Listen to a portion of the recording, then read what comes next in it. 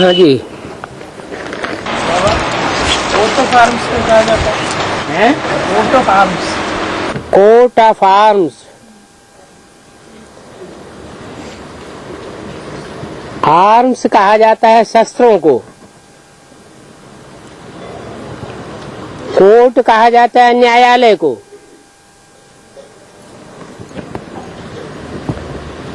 तो हमारा भारत का न्यायालय ऊंच से ऊंच कौन सा है? ट्रिब्यूनल। और ट्रिब्यूनल में कौन बैठते हैं?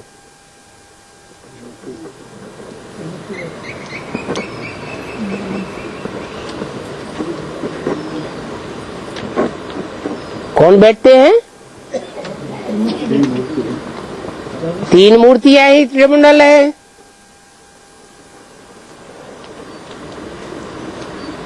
इसलिए कोर्ट ऑफ आर्म्स होना चाहिए।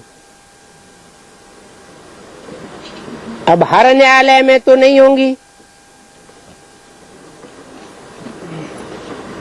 तो न्यायालय में वो चित्र टंगा होना चाहिए कि दुनिया के बड़े से बड़े कानूनदा कौन है।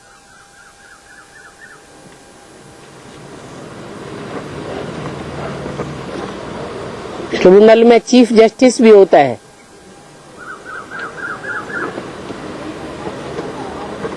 तो हमारा court of arms Brahma Vishnu Shankar का है। उन्होंने 3 जानवरों का दिखाई दिया है।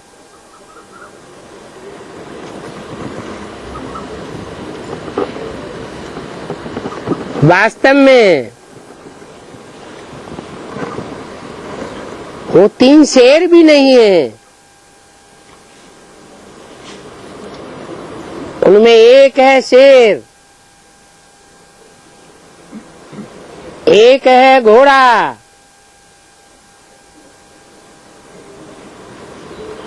और एक है बकरी।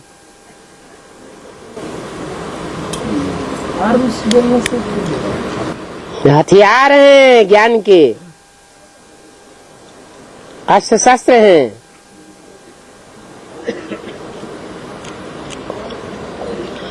और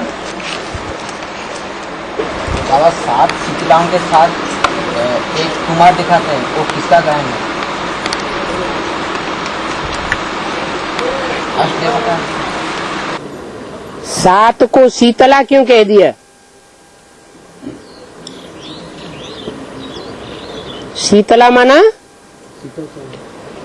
शीतल रहने वाली। तो 7 हैं या 8 हैं? देवताएं कितने हैं? 8 देवताएं हैं। तो देवियां कितनी होनी चाहिए? देवियां भी 8 होना चाहिए। परंतु उनमें 7 हैं शीतलाएं और एक है शेरनी।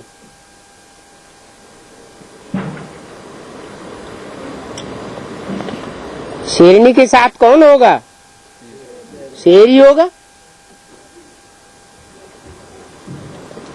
इसलिए एक शीतला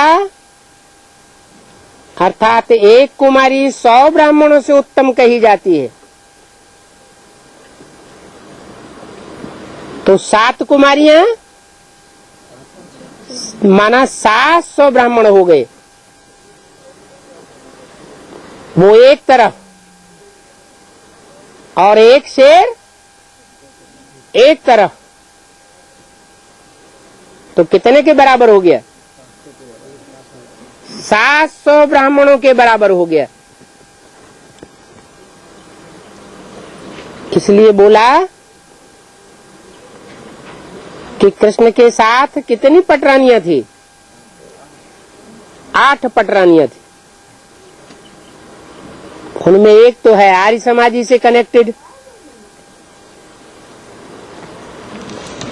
वहां तो राजाई नाम मात्र की है। बाकी रही 7।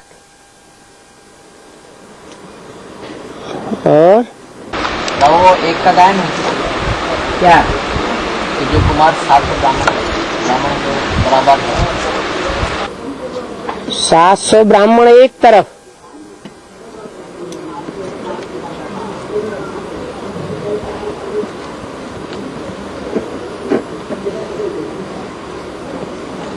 जो मालाएं बनेंगी उन मालाओं में मुखिया एक होगा और बाकी सब क्या होंगे? हैं? 100 की लिस्ट वाले होंगे।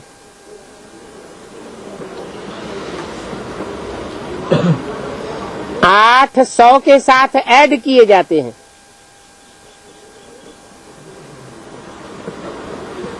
अव्यक्तवाणी में बोला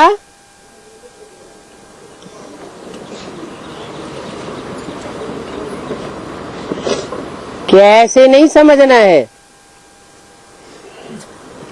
कि माला तो 108 की ही है, एक ही माला है और भी मालाएं बना देंगे, बन जाएंगी।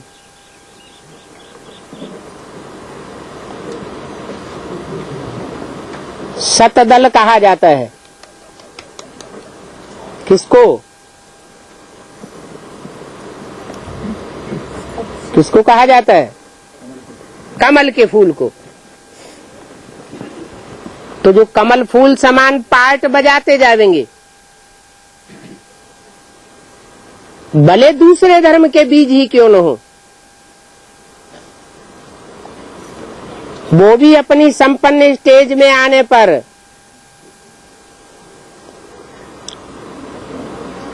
सूर्यवंशी कहे जाएंगे।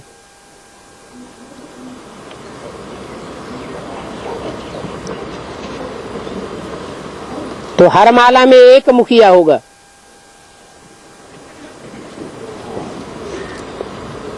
बाकी 99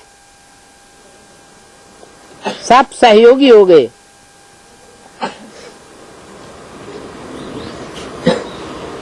तो एक शीतला और बाकी सब सहयोगी।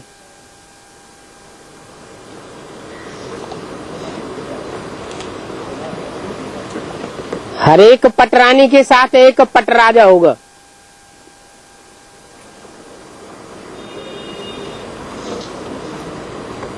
तो टोटल संख्या कितनी होगी फॉलोअर्स की?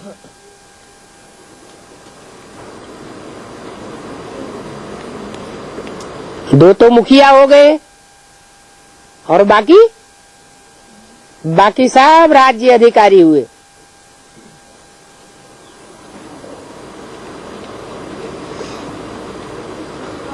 विश्व की बादशाही जब तैयार होगी तो 700 राज्य अधिकारी होंगे और एक राजा होगा।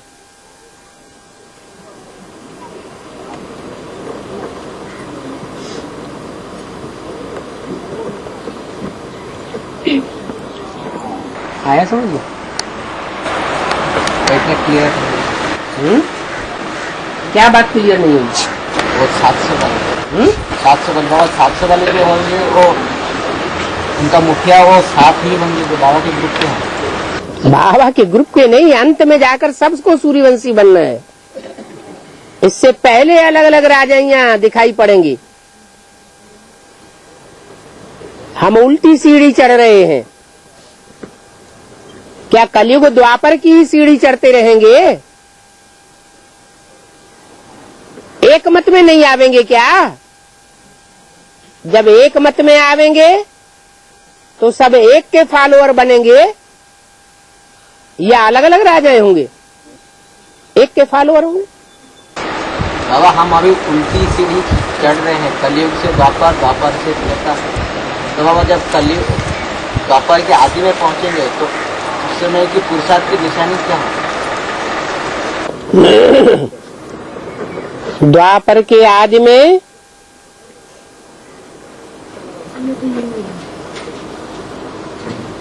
कौन सा धर्म आता है?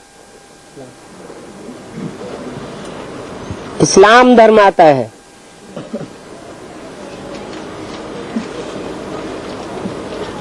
तो उस समय माया अपना फाइनल पेपर ले रही होगी कि नहीं?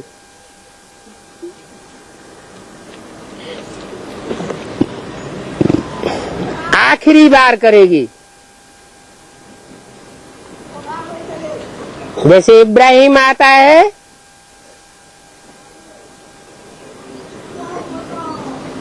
तो 80% देवताएं फॉलोअर बन जाते हैं।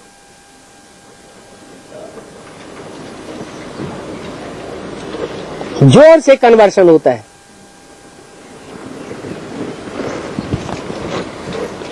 और यहां तो माया किसी को छोड़ने वाली नहीं है,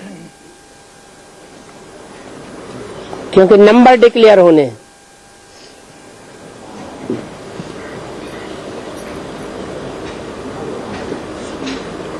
माया है सर्वशक्तिवान और बाप भी है सर्वशक्तिवान। बाकी सबका नंबरवार डब्बा गोल करेगी। अच्छा बाबा, एक मुरली में है साकार व आकार व निराकार को याद नहीं करना है। ठीक है। इसका मतलब निराकार माना ज्योति बिंदु। ज्योति बिंदु अगर शरीर में न आवे तो कोई काम का है? ज्योति बिंदु शिव है या ज्योति बिंदु आत्मा है, अगर शरीर न धारण करे तो कोई पुरुषार्थ कर सकेंगी क्या? कोई काम संपन्न होगा? आत्मा अगर शरीर न धारण करे तो जैसे जड़वत। और दूसरे धर्म के धर्म पिताएं निराकार बिंदु को याद करते हैं या साकार देवता में याद करते हैं? हैं? साकार देवता। दूसरे धर्म के धर्म पिताएं साकार देवता में याद करते हैं, सब निराकार को याद करते हैं। इसलिए उनकी बुद्धि जड़वत हो जाती है और यहां भी भगवान को नहीं पहचान सकते, उनके फॉलोअर्स भी भगवान को नहीं पहचान सकते। उनके जो आधार मूर्त हैं वो भी भगवान को नहीं पहचान सकते, सात नारायण।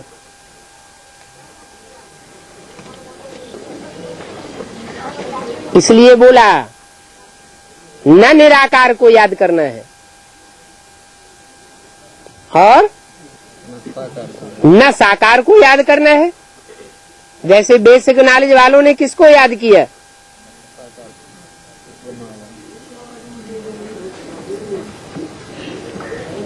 किसको ज्यादा महत्व दिया? निराकार अर्थात निराकार की वाणी को महत्व दिया या साकार तन को महत्व दिया? साकार तन को महत्व दिया, उसी को याद किया। तो अंतमते सो गते, सब हार्ट फेल होते चले जा रहे, अकाले मौत होती चली जा रही। तो न साकार को याद करना है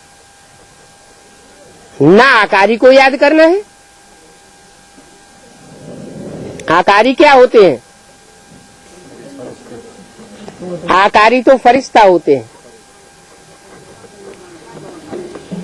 फर्श की दुनिया वालों से उनका कोई कनेक्शन ही नहीं जुड़ सकता। ताली एक हाथ से बजेगी या दूसरे दोनों हाथों से? दिल को दिल से राहत होती है। हम शिव बाबा को याद करेंगे तो शिव बाबा भी सर्व से उन बच्चों को याद करते हैं। तो दिल को दिल से राहत मिलती है। जो फरिश्ताएं हैं उनका फर्श की दुनिया वालों से कोई रिश्ता ही नहीं, तो उनसे हमको कुछ भी प्राप्ति नहीं होने वाली है। इसलिए गीता में भी लिखा है, जो भूत प्रेतों को याद करने वाले हैं वो भूत प्रेत बनते हैं और भूत प्रेतों से प्राप्ति करते हैं। भूत प्रेतों की क्या प्राप्ति होगी? भूत प्रेत ही बनाएंगे, ठोकरें खाते फिरो। जो देवताओं को याद करते हैं वो देव योनि में जाते हैं। ब्रह्मा की वाणी जो गुलजार दादी में चलती है वो देव वाणी है या ईश्वरीय वाणी है? देव वाणी है। धारणा के पॉइंट्स ज्यादा बोलती है, सिखाती है। देवता क्या सिखावेगा?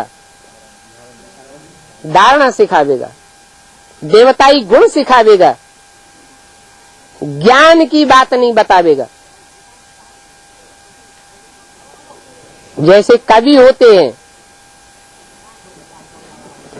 या पुराने पुराने फिल्मी गीत हुए जो मुरली में बाबा ने उठाए हैं, बनाने वाले उसका अर्थ नहीं जानते और सही अर्थ कौन बताता है? आकर बाप आकर बताते हैं। ऐसे ही ब्रह्मा के द्वारा जो अव्यक्त वाणी है गुलजार दादी के द्वारा बोली जाती है, न ब्रह्मा उसका सही अर्थ समझता और न बेसिक की ब्राह्मणियां उसका सही अर्थ समझती। साक्षात्कार में जाने वाली संदेशियां संदेश लाती हैं। संदेश का अर्थ उनकी बुद्धि में नहीं बैठता। जैसे ब्रह्मा बाबा को साक्षात्कार हुए, साक्षात्कारों का अर्थ उन्होंने नहीं समझा, बाप ने ही आकर के समझाया। ऐसे ही ब्रह्मा की सोल सिर्फ दैवी गुण सिखाती है, बाप की पहचान नहीं दे सकती। अगर बाप की पहचान दे तो गीता का भगवान कौन है वो भी पहचान ले।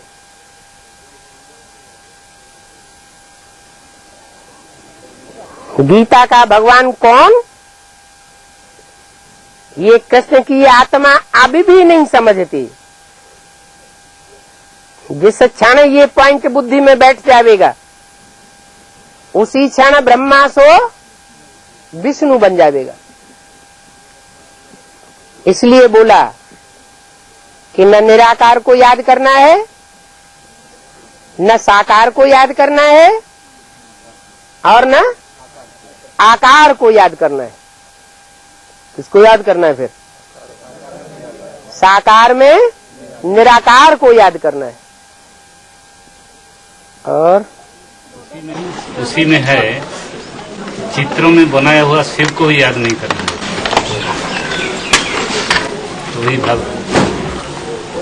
माने चित्रों में जो चित्रण किया है वो तो कवि का चित्र, जो क्या नाम, चित्रकार का चित्र है ना, कलाकार का बनाया हुआ चित्र है। कलाकार जो उड़ान भरता है उसकी उड़ान लाक्षणिक होती है, प्रतीकात्मक चित्रण होता है। उस चित्र के अर्थ को या तो बनाने वाले जानते थे,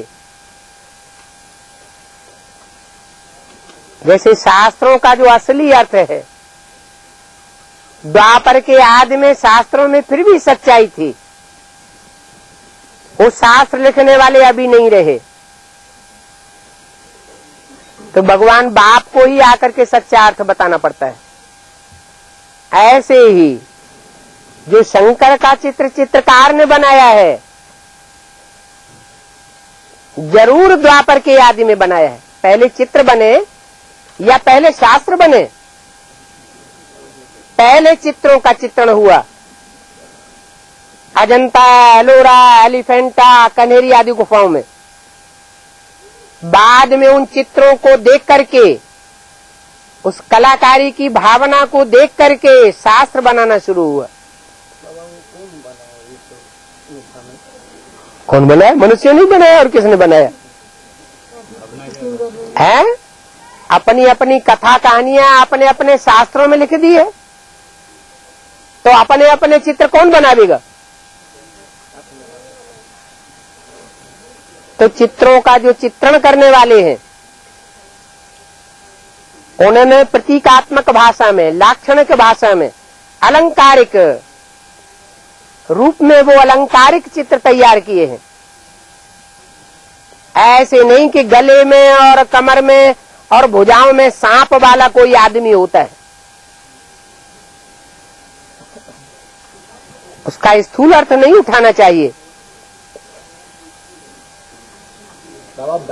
तो शंकर का या कोई भी देवता का वो लाक्षणिक चित्र नहीं होना चाहिए, एक्यूरेट चित्र बनाना चाहिए। एक्यूरेट चित्र क्या होगा? सांप दिखाएंगे, जटाजूट दिखाएंगे, सर के ऊपर कन्या बैठी हुई दिखाएंगे। कन्या का सर काट के लगाएंगे क्या? ये तो कलाकार का चित्रण है। वो चित्र समझाने के लिए आर्टिफिशियल बनाया गया। तीसरा नेत्र क्यों लगाया गया? ये बात समझाने के लिए लगाया गया कि सदाशिव उसमें प्रवेश करता है।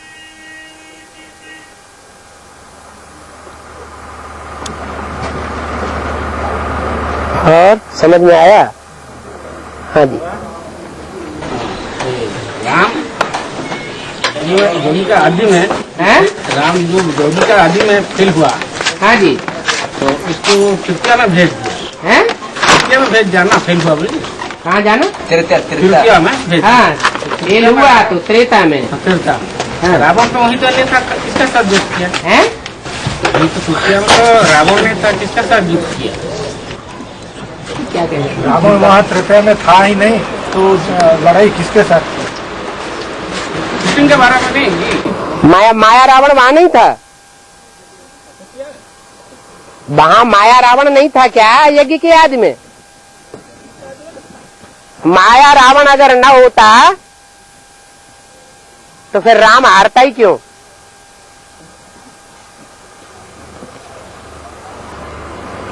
फेल ही क्यों होता? फेल होने का कारण ही ये हुआ कि माया रावण के चंबे में था राम, लेकिन जो भगवान की वाणी है उसका अर्थ क्लियर नहीं हुआ। जो गीता ज्ञान है वो संपन्न स्टेज में नहीं आया। अगर पूरा ज्ञान होता, राम के बुद्ध रूपी तरकस में पूरे बाण भरे हुए होते, तो रावण उसको उस समय भी हरा नहीं सकता था। तृतीया का बात नहीं है? वो तो तृतीया का बात नहीं, तृतीया का बात नहीं है। त्रेता का बात नहीं है। उल्टी चाड़ी चढ़ेंगे तो पहले त्रेता युग में पहुंचेंगे या सीधे सतयुग में पहुंच जाएंगे? हैं? द्वापर में हैं? द्वापर तृतीया। हाँ हाँ, जो तीव्र पुरुषार्थी होगा वो कलयुग, द्वापर, त्रेता तीनों से पसार कर सकता है या नहीं? जैसे अभिमन्यु के लिए दिखाते हैं। एक अभिमन्यु की बात है क्या? एक की बात है, अनेकों की बात है कि वो सारे चक्रों को भेदन करता गया, आखिरी चक्र में जाके फंस गया, बाहर नहीं निकल सका। तो ऐसे ही राम की आत्मा के लिए भी ये लागू होता है। दुनिया की ऐसी कोई बात नहीं जो तेरे पर लागू न होती हो। वो अभिमान रखने वाले अभिमन्यु का भी पार्ट है। यज्ञ के आदि में पूरी पढ़ाई हुई नहीं और माया से लड़ाई हो गई, तो हारना तो था ही। बाबा हनुमान का भी का पार्ट वही होगा, बचपन का। हनुमान का भी बचपन का भी पार्ट उसी का होगा कि जन्म लेते ही उसने सूर्य को निकालना चाहा, इसलिए सूर्यदेव ने सूर्य को उसने नहीं निगला, राम की आत्मा ने। ब्रह्मा की आत्मा हनुमान का पाठ धारण करने वाली हुई और उसने ज्ञान सूर्य को हप कर लिया। ज्ञान सूर्य राम का नाम निशान मिट गया, सारा ही ब्राह्मण परिवार अज्ञान अंधेरे में आ गया। यज्ञ के आदि से लेकर के 76 तक। बाबा वैकुंठ का आध्यात्मिक अर्थ क्या है? वी माने विपरीत और कुंठ माने कुंठा, जहां कोई कुंठित नहीं होता, हरासमेंट में नहीं आता, सब आत्मिक स्थिति की उमंग उत्साह में रहते हैं, आत्मिक स्थिति की शान में रहते हैं, इसलिए उसका नाम वैकुंठ है। बोलते हैं कि एक ही को बताते हैं आप थोड़ा समय माना संगम युग में आत्मिक स्थिति वाला, 2500 साल के लिए आत्मिक स्थिति वाला बनाए देते हैं। आत्मिक स्थिति वाला जो स्वर्ग कहा जाता है, क्यों कहा जाता है स्वर्ग? स्व स्थिति में जाते हैं तो देवता कहे जाते हैं। कलाएं भले कमती होती जाएं, सूर्य में तो कलाएं नहीं होती हैं, और सूर्य तो संगम युग में ही होता है, या सतयुग और त्रेता में भी होना चाहिए। सन 36 तक ही सूर्य कहा जाएगा ना। और सूर्य को कलाओं में बांधा नहीं जाता है, और कृष्ण की आत्मा कला में बांधी जाती है, तो सन 36 के बाद सब की कलाएं उतरने लगती है। जिनकी कलाएं उतरने लगे उनको सूर्यवंशी कहा जाएगा। फिर क्या, चलो सूर्यवंशी कहा भी जाए क्योंकि वो तो वंश है, लेकिन सूर्य तो नहीं कहा जा सकता। इसी के लिए कहा है कि सरकार सृष्टि पर एक ही सदा कायम सीधा हुआ, इसी के लिए कहा गया। हाँ जी, तो आदि से लेकर के और अंतिम जन्म तक, जब तक वो पूरा नास्तिक न हो जाए तब तक, और जैसे ही पूरा नास्तिक होता है और ज्ञान सूर्य उसमें प्रवेश कर जाता है। मैं एक मुरली में आया कि मैं स्वदर्शन चक्रधारी हूँ, पर प्रैक्टिकल मैं 84 जन्म में नहीं है। स्व का दर्शन क्या करेगा शिव? शिव स्व का चक्र क्या घुमाएगा? वो तो असोचता है, उसको सोचने करने की, मनन चिंतन मंथन करने की दरकार है। अगर दरकार है तो वो त्रिकालदर्शी नहीं है। ऊपर वाला है अंतर्यामी और नीचे वाला है बहिर्यामी, तो ये बात लागू नहीं होती। और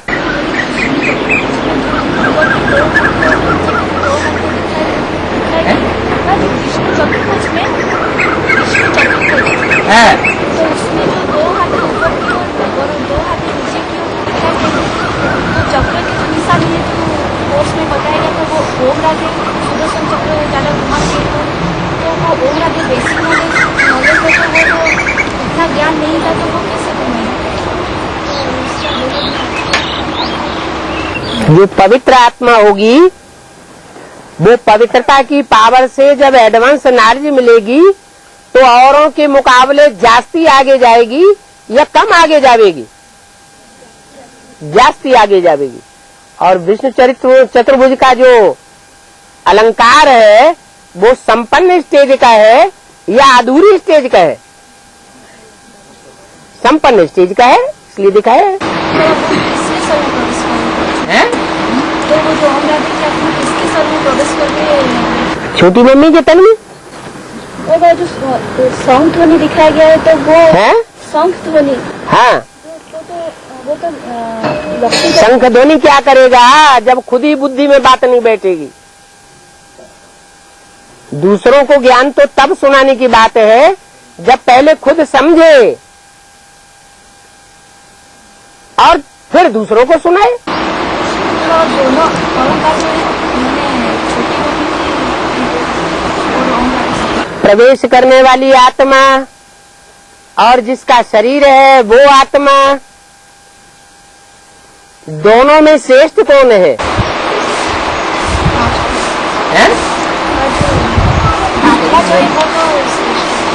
दोनों ही आत्मा है। एक प्रवेश करने वाली है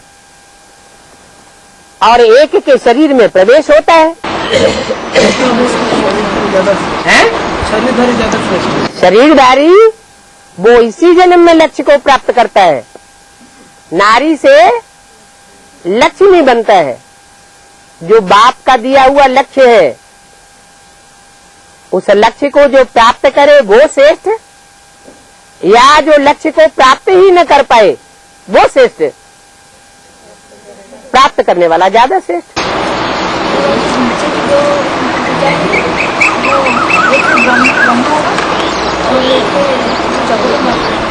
हाँ जी, दोनों एक दूसरे में अनुच्यूत होकर के पार्ट बजाते हैं।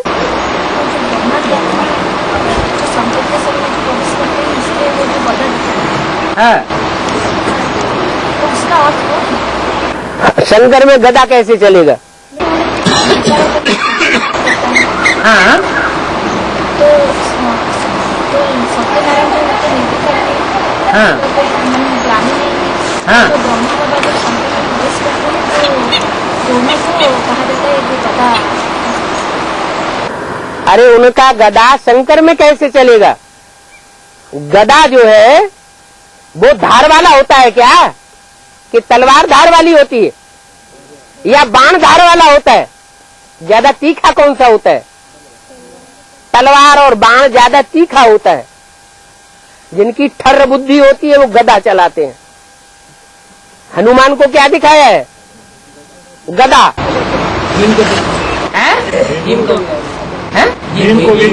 भीम को गदा दिखाया है। अर्जुन को क्या दिखाए हैं? बाण दिखाए हैं। वो भगवान के दिए हुए बाण धारण करता है। भगवान गदा नहीं देता, क्या देता है? ज्ञान के बाण देता है। जो बाण है वो तीखे में तीखे नुकीले होते हैं। तो राम वाली आत्मा में गदा क्या काम करेगा? और वो तो खुद ही अधूरा चंद्रमा है। बीज रूप आत्मा में प्रवेश करते ही वो बीज रूप आत्मा बन जाती है। कौन? ब्रह्मा वाली सोल। संग का रंग लग जाता है, गदा बदा सब भूल जाता है। किसी के शरीर में प्रवेश करके वो पार्ट बजाते हैं औरों के शरीर में प्रवेश करके पार्ट बजाते होंगे गदा का। तो वह फिर भी रामबली आत्मा को बताया गया कि भयंकर पाठ बजाती है कीचक जैसे आत्माओं से कन्या माताओं को बचाने के लिए। क्या? गदा का कीचक जैसे आत्माओं वो तो बता दिया, दुनिया की ऐसी कोई बात नहीं जो तेरे पर लागू न होती हो। तू युधिष्ठिर भी है, तू भीम भी है, तू अर्जुन भी है, तू नकुल भी है, तू सहदेव, जब है ही सारी सृष्टि का बीज। बाबा एक बात पूछना बाबा मुरली में बताएं कि मैं ऐसा जादूगर हूँ जो कन्या को माता बना देता हूँ और माता को कन्या बना देता हूँ। तो बाबा भाइयों को क्या बना? भाइयों को दुर्योधन दुशासन बना देता हूँ।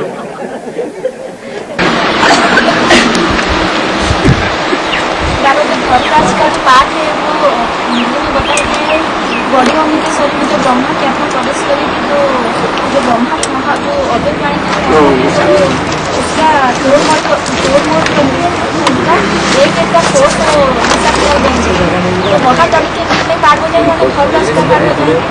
और एक बताइए अष्ट देव में जो थाट बनते हैं मक्का जो है उसके शरीर में भी धर्मराज का जो पाठ हो जाएंगे। तो फिर बोले शंकर प्रजापिता में भी ब्रह्मा की आत्मा प्रवेश करके उसमें भी धर्मराज का पाठ।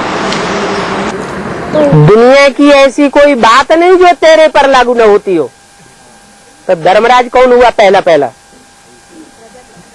अगर ये एडवांस ज्ञान न निकले तो धर्मराज की बात आवेगी? आवेगी ही नहीं।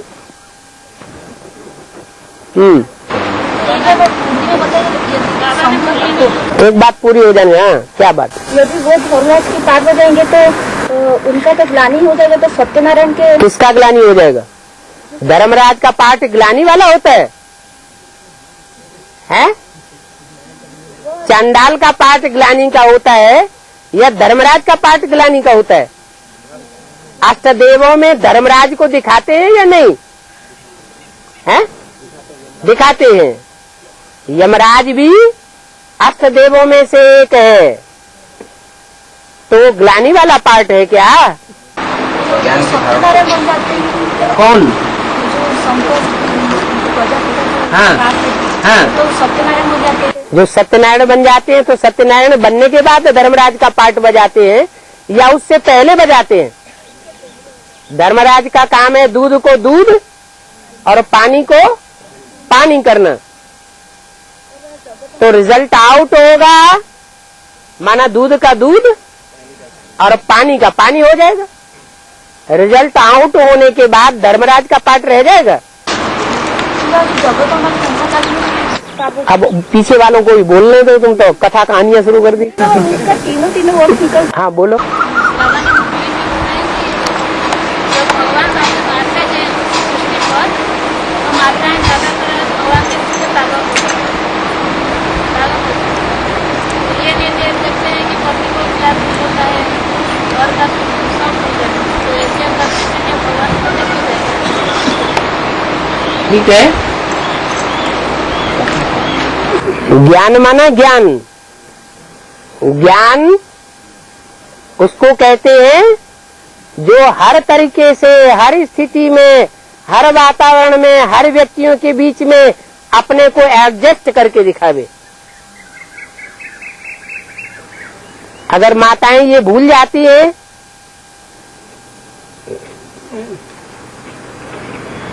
कि भगवान बाप का तो हम अभी बने हैं, मन बुद्धि से बने हैं या तन से बने हैं? मन बुद्धि से बने हैं।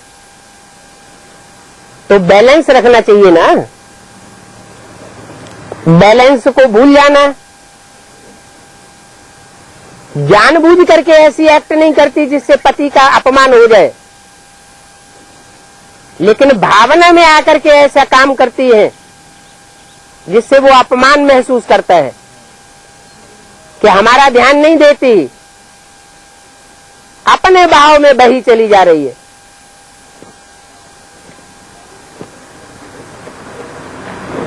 और बाबा 64 की जोगिनियाँ गायब हुई है। 64 मैंने 64। तो वो चार धर्म का जो 8 है, तो अब तो ये युगल भी होंगे और ये भी होंगे ना। 4 धर्म का 8 चौको तो 32 ही हुए ना, मुखिया भी होते हैं ना। 4 धर्म का मुखिया 8 होते हैं, तो 8 चौक 32 हुए। तो उन लोग का भी सहयोगिनी 8 होंगे ना। हो। तो चार का लिया गया, मतलब चार मुख्य धर्म होने के कारण जोगी और जोगिनी बनती कब है और बनाता कौन है? हैं? जोगिनी और जोगी कौन बनाता है और भोगी कौन बनाते हैं? अनेक मनुष्य गुरु बनाते हैं भोगी, और एक बनाता है योगी और योगिनी। अब आगे बोलो। जो आठ जो होते हैं, हाँ जी, हर धर्म का, तो उन लोग का योगिनी भी है 8 है, तो मिला के 16 हुआ है। 16 चौ 32 64 यही गाया जाता है। तो चार धर्म मुख्य होने के नाते 64 जो गाया जाता है। तो तुम्हारी अपनी रचना है। 8 मुख्य धर्म है, तो 8 मुख्य धर्मों में उनके अपने अपने 8 भी होंगे ग्रुप। तो 8 64 होना चाहिए या 32 होना चाहिए? इस हिसाब से 4 धर्मों की बात नहीं है, लेकिन वो सब बनाने वाला एक ही है। पहले सूर्यवंश को डिक्लेयर करता है, फिर चंद्रवंश का नंबर लगता है। वहां भी उनके पुरुषार्थ के अनुसार बनाने वाला एक ही है। ऐसे ही इस्लामी, बौद्धिक, क्रिश्चियन आदि आदि। जोर से बोलिए। आज जमाने में जबलपुर का ओम प्रकाश आया है जी, है जी। वो कौन है? ओम माने क्या?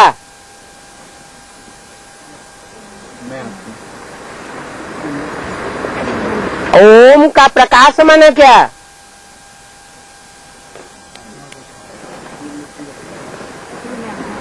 आत्मा का प्रकाश। और जबलपुर का ओम प्रकाश जबल माना जबर, बहुत जबरदस्त आदमी है।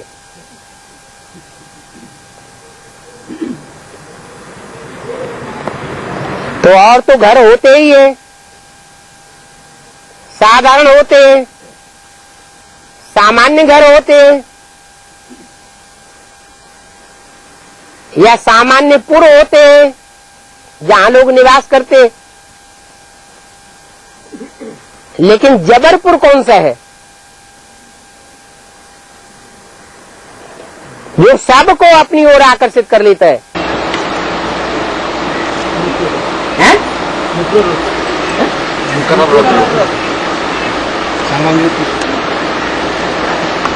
हाँ, तो वो भी ठीक है, जो भगवान को भी अपनी ओर आकर्षित कर ले और सारी दुनिया जिसकी ओर आकर्षित हो जाए। लेकिन वास्तव में सारी दुनिया में जो सूर्यवंशी आत्माएं हैं वो जबलपुर की ओर आकर्षित होती है, या उसमें प्रवेश हुई आत्मा की ओर आकर्षित होती है। और धर्मवंश की आत्माएं भले उसकी ओर आकर्षित होती हो, देहधारी की ओर, राम और कृष्ण की ओर, लेकिन सूर्यवंशी आत्माएं सिवाय शिव के और कोई की ओर आकर्षित होने वाली नहीं है। ऐसे नहीं राम और शंकर की ओर आकर्षित हो जाए, लेकिन यह बात हो रही है आत्मा राम की।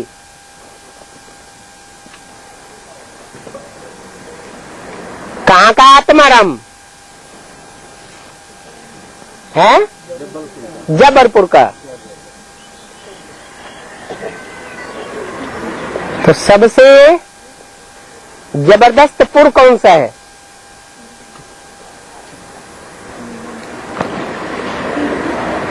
जहां सबको खिंच करके वापस जाना पड़ता है परम धाम।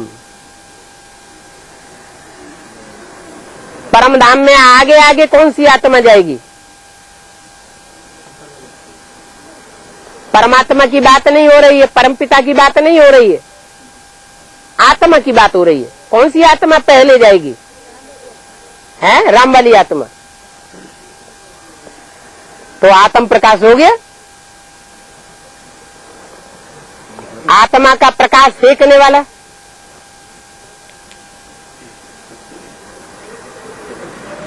आप वो चाहे जबलपुर का आत्म प्रकाश कहो,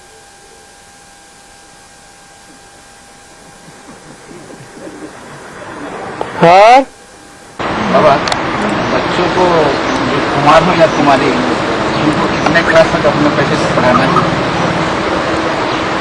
आजकल तो प्राइमरी स्कूल में जाते ही यार प्यार सीख जाते हैं। सिनेमा और टीवी उनको साथ सिखाई देता है।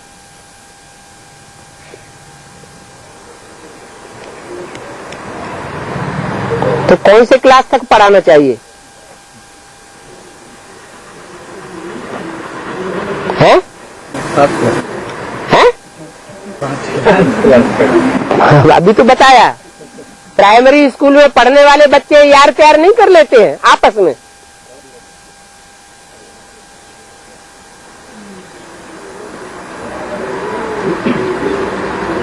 दागली पढ़ाई माने दागली पढ़ाई, को चाहे प्राइमरी स्कूल की हो चाहे ऊंची वाली हो। ये है प्राइमरी स्कूल में छोटे बच्चे होते हैं तो माँ बाप के कंट्रोल में रहते हैं। ऊंची पढ़ाई पढ़ते हैं तो बड़े हो जाते हैं, नाबालिग की जगह बालिग हो जाते हैं। वो अगर लव मैरिज करेंगे भी तो माँ बाप कुछ नहीं कर सकते। और जो नाबालिग है वो अगर लव मैरिज करेंगे तो पुलिस से उनको पकड़वाया जा सकता है।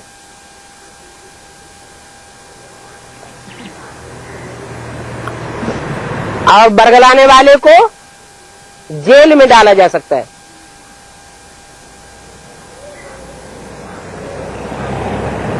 इसलिए दागली पढ़ाई तो दागली पढ़ाई है। और एक छोटा प्रश्न है, हाँ, समझ में आया है, इन ब्रह्मा को याद नहीं करना है, इन ब्रह्मा का फोटो भी रखना नहीं चाहिए। तो उन ब्रह्मा का रख सकता है? इन एक वचन है या बहुवचन है? तो एक के लिए बोला या सभी ब्रह्मा के लिए बोला? तो प्रजापिता ब्रह्मा के तरह रख सकता है ना? ब्रह्मा नहीं बोलते। जो बोलने वाला है वो किसके द्वारा बोलता है? ब्रह्मा द्वारा ही हैं? सब तरह ही बोलता हाँ, ब्रह्मा के द्वारा तो बोलता है, लेकिन इन जब कहा तो किसकी तरफ इशारा होगा? ब्रह्मा तो बहुतों के नाम है। ये नहीं कहा प्रजापिता ब्रह्मा का चित्र नहीं रखना है, कहा नहीं कहा है तो रख सकता है। प्रजापिता ब्रह्मा का चित्र तब तक नहीं रख सकते जब तक वो लिख करके स्वीकार न कर ले कि तुम मेरे बच्चे हो। और वो तब तक लिख कर देने वाला नहीं है जब तक फाइनल पेपर न हो जाए।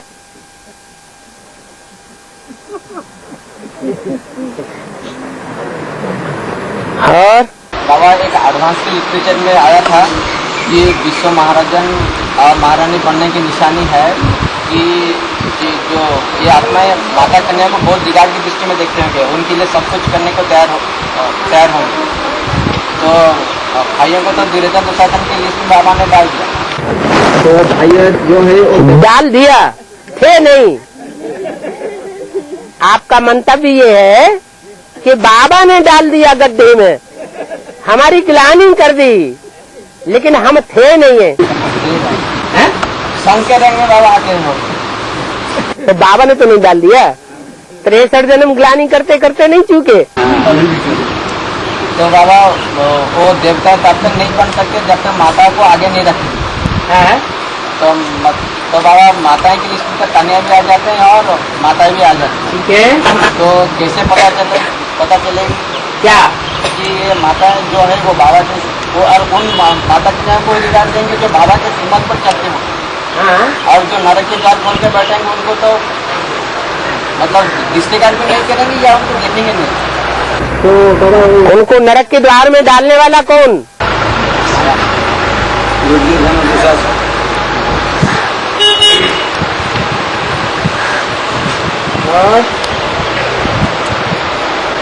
उसको निशानी क्या है, कैसे पता चलेगा कि माता को दिगाड़ दे रहे हैं? माताएं तो कोई भी हो, उनका पोता मेल हम जानते हैं क्या? एक एक हम बच्चे हर माता का पोता मेल जानते हैं कि कौन सूपन कहाँ है, कौन पूतन है। तो दैवी गुण बाहर से दिखाई पड़ता है, तो वैसे तो आसुरी गुण भी दिखाई पड़ता है। अब दैवी गुण तो वही देख पाएंगे जो ज्ञान में थोड़ा सीखे हो, फर्क से तो जिनमें ज्यादा है। हमें तो हर कन्या माता को रिगार्ड देना है, क्योंकि इसे कलयुग की दुनिया में सब अबलाएं हो जाती हैं या शिव की शक्तियां हैं, सब अबलाएं बन जाती है। हम जिस दृष्टि से देखेंगे वैसा हमारा वाइब्रेशन हमको भी परिवर्तित करेगा और उनको भी परिवर्तित करेगा। और पिछले अभ्यर्थी में आया कि तुम बच्चों को बाबा ने सत्या अभ्यर्थी में आए थे कि तुम बच्चों को खजाना दिया है, गुणों का खजाना, सत्यों का खजाना और ज्ञान का खजाना। तो उसमें से एक खजाना है जो श्रेष्ठ है, समय का खजाना। समय को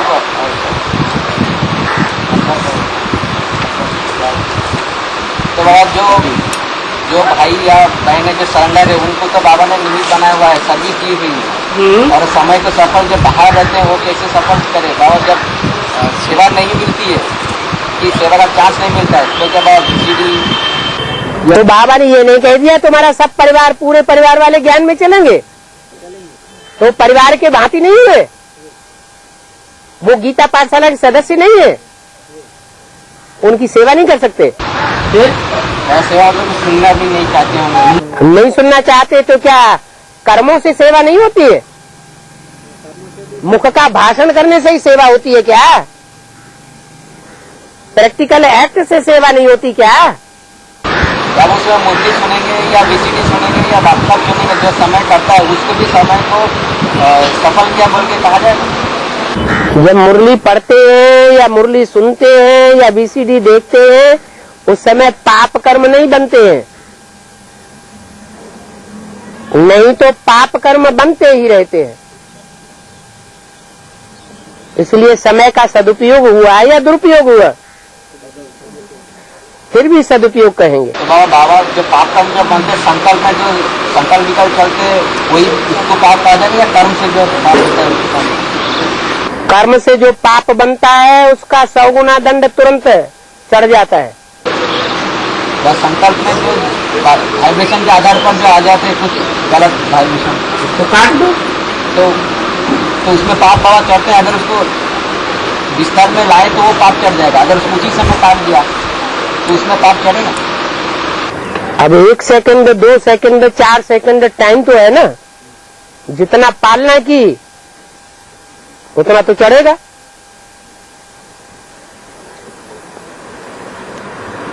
और उड़ीसा में इतने गरीबी थे कि वहाँ पर खाली तो नहीं मिलती है, तो माताएं तो अपने बच्चे को बेच देते हैं। तो यहाँ पर गरीबी किसी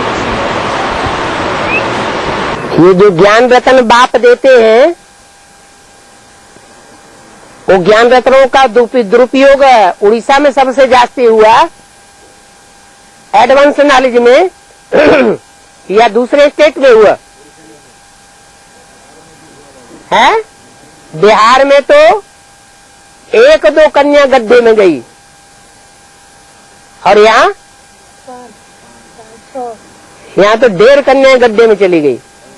और सबके वाइब्रेशन जो सरेंडर हुए पड़े हैं, उनके भी वाइब्रेशन बिगाड़ के रखे हुए हैं।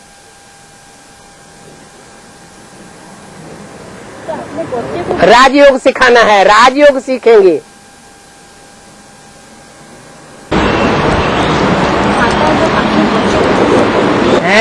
माताएं लोग अपने बच्चे को बेचते जब खाने को नहीं होगा कुछ भी तो क्या करेंगे? जिसको ज्ञान दिया है उसी का कल्याण कर देंगे, काट देंगे। अरे काट देना माने उसको विकारों में ढकेल देना। बाबा जो याद में जितना टाइम योग में बैठते हैं उतना टाइम याद करेंगे न, जो दिन भर भी काम करते हुए चलते हुए जो याद ये तो अपनी प्रैक्टिस की बात है। किसी ने ऐसी प्रैक्टिस डाल रही कि सुबह से शाम तक काम करते उसको लगातार याद आती रहती है। कोई बैठ करके 4-4, 8-8 घंटे बैठते हैं, बिल्कुल याद नहीं आती, बुद्धि ठहरती ही नहीं। तो चलते फिरते जो याद रहता है, बैठने से याद नहीं आता, तो बैठ के याद करना चाहिए। बैठ के याद करने का मतलब है हमने सारी ताकत याद में लगा दी। और कर्म करते याद करने का मतलब है कि हम दुनियावी कर्म भी कर रहे हैं और साथ साथ बाप को याद भी कर रहे हैं। लेकिन ये याद उसको आएगी जिसका ओरिजिनल प्यार होगा बाप के साथ। कहीं और कहीं बुद्धि अटकी होगी, तन अटका होगा तो याद नहीं आएगी। कर्म करते कर्मयोगी नहीं बन सकता। श्रेष्ठ याद कौन सा? कर्मयोगी बैठ करके याद करते हैं, वो हठ योगी है या कर्मयोगी है? अमृत वेला में जो बैठ कर याद करेंगे तो याद नहीं आता, तो काम धाम करते याद आता है। कोई जरूरी नहीं काम धाम करते ही याद आता हो, और कोई जरूरी नहीं बैठ करके ही याद आता हो। हाँ तो अमृत वेला तो हाँ जी, राम वाली आत्मा तो सुंदरतला वाली आत्मा है। राम वाली आत्मा तो सुंदरतला वाली आत्मा है। 14 कला वाली आत्मा है? ये कौन सी मुरली में कहा 14 कले वाली आत्मा है? राम फेल हुआ तो 14 कला में चला गया।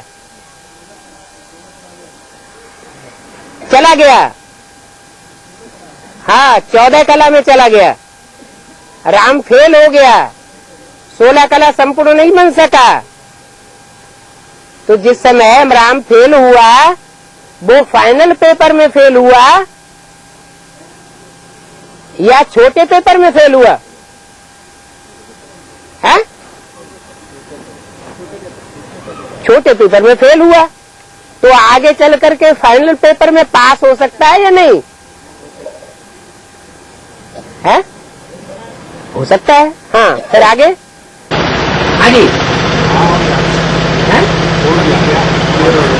समाधान हो गया।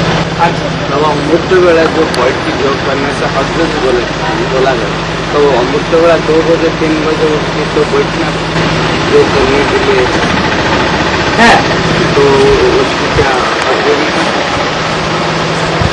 माने 2 बजे 3 बजे दुनिया में कारखाने नहीं चलते हैं क्या?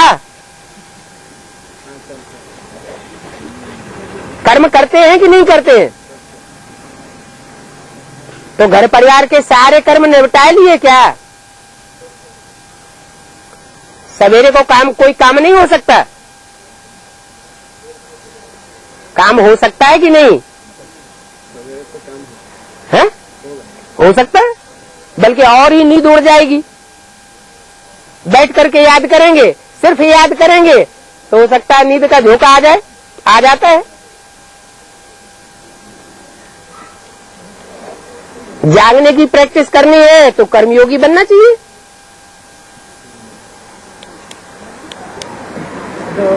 है राम वाली आत्मा पहले वैश्य बनती है कि पहला वैश्य?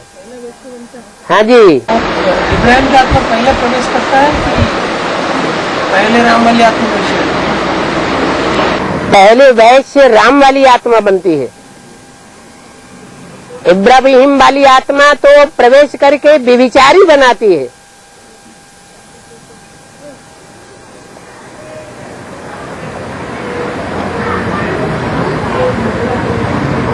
बाइबल में और कुरान मुसलमानों के ग्रंथों में वो कथा आई है और एडम ईव जन्नत में भेजे गए, उनको आन दी गई कि बाड़ी का फल नहीं खाना, गंदम नहीं खाना, और उन्होंने गंदम खा लिया ईव के बहकावे में आकर। तो पहले इब्राहिम वो अपनी एक्ट शुरू करता है या राम वाली आत्मा पहले विशेष बनती है? राम वाली आत्मा विशेष बनती है। वैश्यों में सबसे पहला वैश्य उनका दापर युग का पहला जन्म है। दापर युग का पहला जन्म। हाँ जी, उस जन्म में दादा ने करा जिसका बच्चा होता है।